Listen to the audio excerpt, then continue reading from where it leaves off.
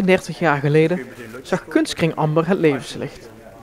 En ter gelegenheid hiervan werd zijn verjaardag gevierd met een tentoonstelling van de huidige 16 leden van Amber.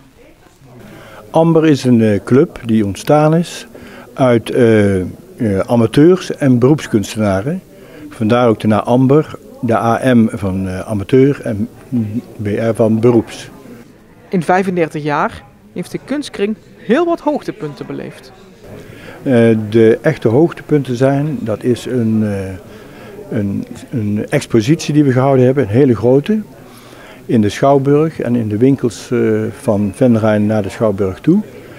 En toen hebben wij een expositie gehouden, contact gezocht met een organisatie die dus asielzoekers, kunstenaars opvangt.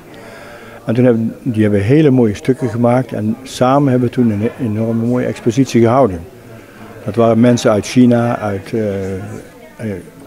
Oezbekistan geloof ik en uit Roemenië.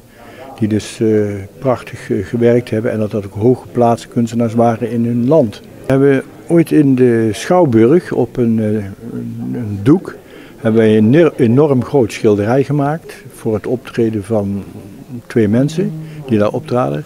En dat was de watermolen in Wansum is dat geweest, op een Gijsterrein moet ik zeggen. Ja. Dat was een prachtig groot schilderij van, ik geloof wel 16 meter breed en een meter of 8 hoog dus.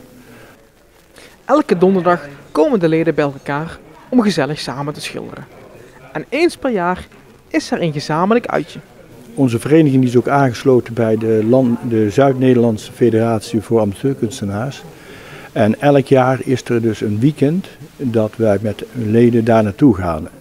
En om beurten moet dan een van die clubs die moet dan een weekend organiseren en dan wordt er buiten geschilderd. En dat doen we al minstens een jaar of 30. Dus dat zijn ook vaak de harde kern die dus ieder jaar aanwezig is. En dan wordt daar geschilderd en dan wordt ook goed gegeten en met elkaar gediscussieerd uiteraard. Nu de jubileumtentoonstelling achter de rug is, kan Amber toewerken naar de volgende 2-jaarlijkse expositie.